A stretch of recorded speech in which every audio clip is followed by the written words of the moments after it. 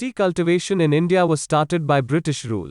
The hill slopes of Assam, Bengal in the northeast and the Nilgiris in South India were selected for tea cultivation. The problem was that tea was not cultivated in India.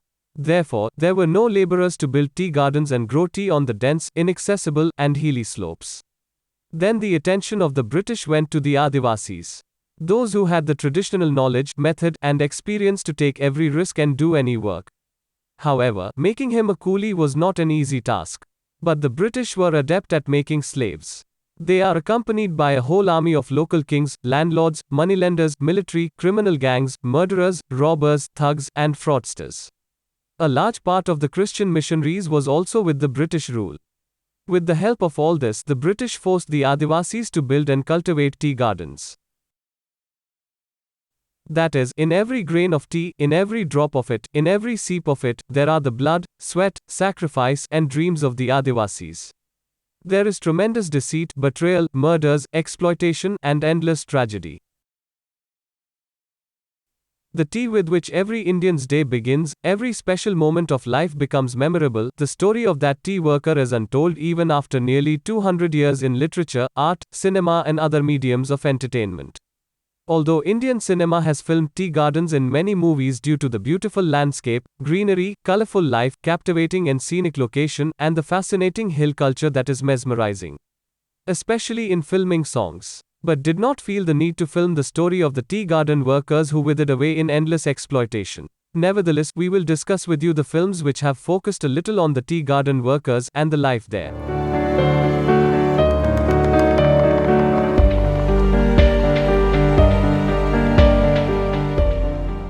First of all, let's talk about Rahi. The film was produced in 1952 and released in 1953. Based on Mulkraj Anand's English novel, Two Lives and a Bud, Rahi was scripted and directed by noted story writer and filmmaker Khwaja Ahmad Abbas. The story of the film is of an ex-army man who goes to work as a manager in a tea garden, where he, fed up with the policies of the management and falling in love with a tea worker girl, becomes a sympathizer of the workers. It was the first Indian film to attend the Venice and Moscow International Film Festivals in 1954, which was adorned with lively performances of Dev Anand, Nalini Jayawant, Balraj Sahni, Manmohan Krishna and David, and which was released in Hindi as Rahi and in English as The Wayfarer. Rahi, made under the banner of Naya Sansar, was also dubbed and released in Russian language under the name Ganga. Ira Bato Sur is an Assamese language film made in 1956. In the center of whose story are the workers of the tea garden. This was Bhupen Hazarika's first film as a director. Hazarika was also associated with IPTA like Khwaja Ahmad Abbas. Perhaps he too must have been inspired by the unmatched box office success of Rahi, that's why he too chose the story of a tea garden like Abbas. Because the theme of the film Ira Bato Sur also focuses on the tea workers of Assam, in which the exploitation done by a section of the society divided on the basis of class has also been shown.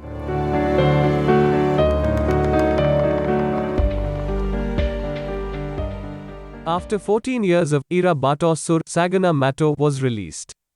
This 1970 Bengali film was produced by J.K. Kapoor and directed by Tapan Sinha.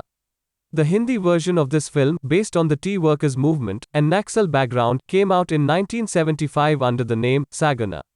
Its story is completely based on the exploitation and oppression of tea workers.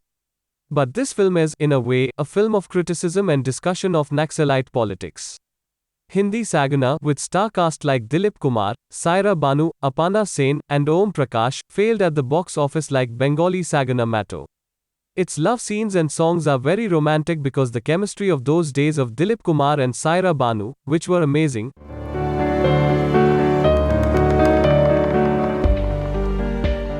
There were three more films in 1975, Kaisa Sona, Ratan Lal, and Chameli Memsab. All three were made in Assamese language. Most importantly, Kaisa Sona itself was produced by the workers' organization Assam Chai Mazdoor Sangh. But alas, not much information is available about this film.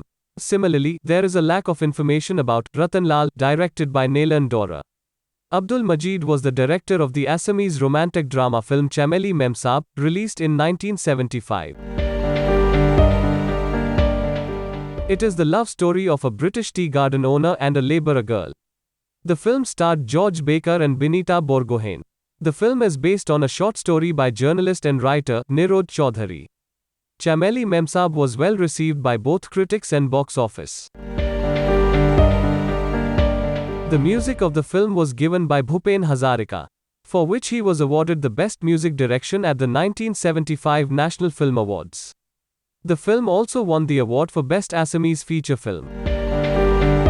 Between 1978 and 85, 8 more films touching on the story of tea gardens were made. 3 in Bengali, 3 in Hindi, and 1 each in English and Assamese. 2 of these, 1979's Bengali and 1981's Hindi, were both remakes of 1975's Assamese hit Chameli Memsab. At the same time, in 1981, a film was made in 2 languages on the Bengali novel of Shaktipado Rajguru. And Sundhan in Bengali and Barsat Ki Ek Raat in Hindi. Directed by Shakti Samanta, Barsat Ki Ek Raat featured superstars like Amitabh Bachchan, Amjad Khan, Rakhi Gaza and Utpal Dutt. The other 3 films are the 1978 Bengali film Dhanraj Taming, the 1982 Assamese film Aparupa, and the 1985 English film The Assam Garden. Aparupa is a 1982 Assamese language drama film directed by Janu Barwa. This is his first feature film. It stars Biju Phukan, Suhasini Mule, Sushil Goswami and Girish Karnad among others. It was also released in Hindi under the name Apeksha. The story of the film centers on an upper caste woman from Assam who is forced to marry a tea garden owner by circumstance. The woman, dissatisfied with her husband's neglect, builds a relationship with her ex-boyfriend.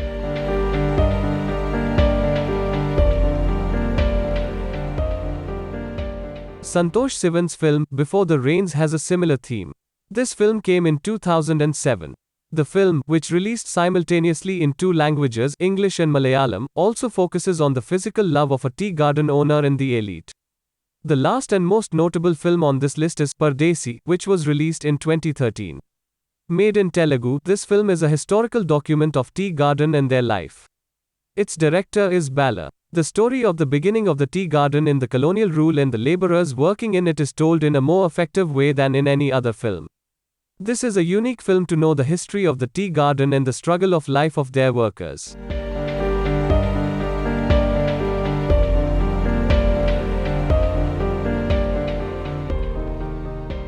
Overall, a century of Indian cinema has neglected the life and society of tea gardens. The same is the case with literature. Even in literature, there is a dearth of classic works on the life of tea workers.